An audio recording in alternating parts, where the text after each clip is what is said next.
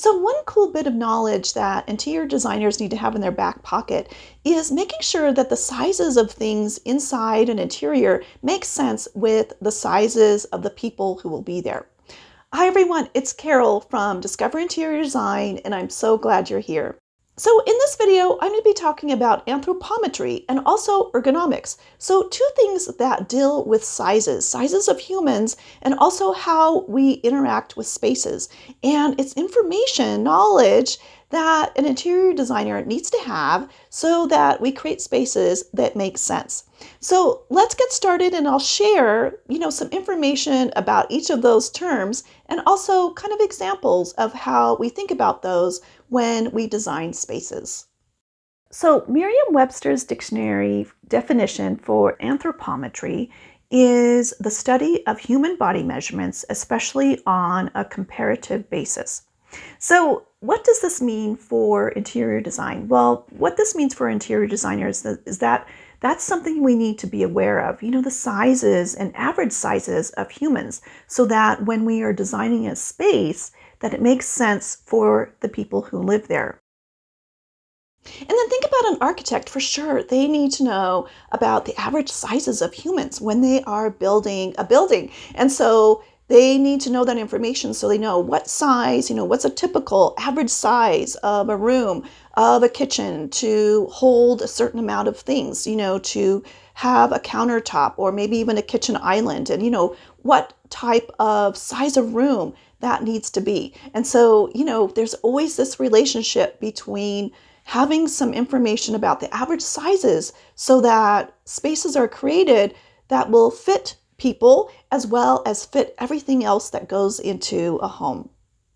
And basically, everything that we use in interior design is based on average sizes. And so when we are doing some preliminary space planning, for instance, we are going to use average sizes of furniture to kind of work with at first. And then, of course, down the road, maybe we change things out and customize things a little bit more. But we're aware of, the average size of a queen size bed or the average size of a dining room table that will fit 4 people. So basically what we're doing is using average sizes of furniture that are based on, the average sizes of humans to plan out a space so that it makes sense and functions well. Another example of that would be even something that's built in. We have kind of some standardizations in the United States of, say, a kitchen counter height. So when we are planning out a kitchen and maybe we are designing a kitchen island, we're going to know that the standard height of a kitchen island or kitchen counter is 36 inches.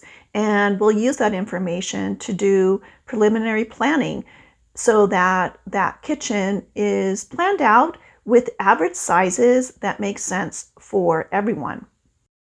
And then, of course, over time, things change. The average height of human is taller than it used to be. And so, industries like the furniture industry, for example, they are going to adapt to that because they want to make sure they are offering chairs, for instance, in a variety of sizes and styles, but they want to make sure that they are adapting to these changes so that they are meeting the needs of the current population. So in Merriam-Webster's dictionary, the definition of ergonomics is an applied science concerned with designing and arranging things people use so that the people and things interact most efficiently and safely.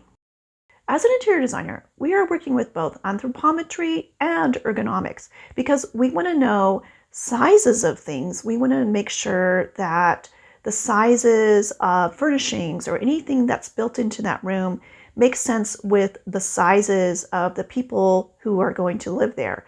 But also, we want to make sure that everything is user-friendly so that the space and everything in that space functions well.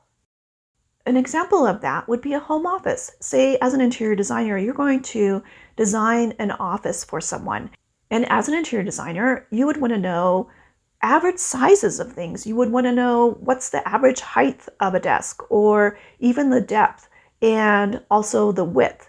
And you'd also want to know your client's work style and how much space they need and how they use that space.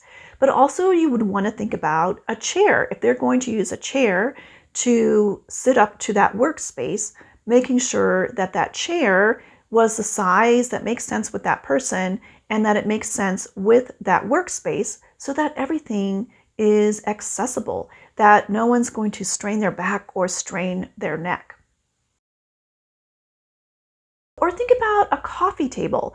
We are working with maybe some average sizes of coffee tables, but also we're thinking about making sure to place the coffee table close enough to the sofa so that someone can easily put down their coffee or pick up a magazine. And all of this has to do with making sure that the sizes and also the functionality of everything that we have in our space makes sense and that it's easy to access and easy to use. And then another example of where we're thinking about both the size and how user-friendly that particular element is in a room is thinking about how functional that is, how easy something is going to be to use. And one example of that is a door handle or even a faucet handle. When you select a lever type of handle on a door or on a faucet, it's easier to use. It's much easier to turn off and turn on or open a door with that type of handle. And then in addition to architects who have to think about sizes and how to design a space that will make sense, we also can think about industrial designers because industrial designers are those cool designers who design products for us. And we can think about home appliances. Industrial designers design things like maybe like a cooktop or a stove.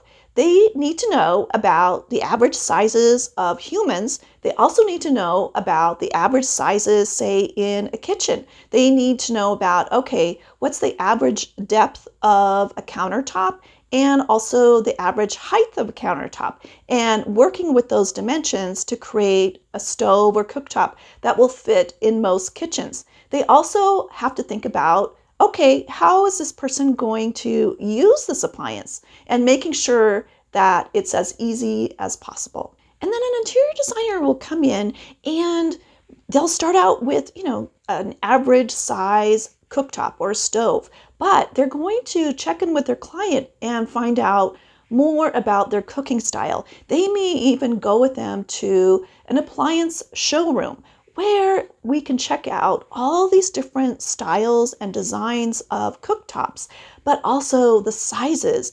And also it's a chance for that client to kind of interact and try out things and, how user-friendly is a certain brand over another, and make adjustments in the design of that kitchen that will accommodate what the client wants and needs. So one thing that I encourage you to do is just to take a moment in your day and to notice design around you, and maybe just in one room, and notice the sizes of things. Maybe it's in your kitchen, and to measure how high up that countertop is or how wide it is or how deep it is. How does that work for you? And just to kind of think of those things and kind of just observe what's happening where you live. And I'd love to find out what you find out. And of course, anything else that you would love to add to this conversation, so please share those in the comments. Thanks so much for watching, and I look forward to seeing you next time. Take care.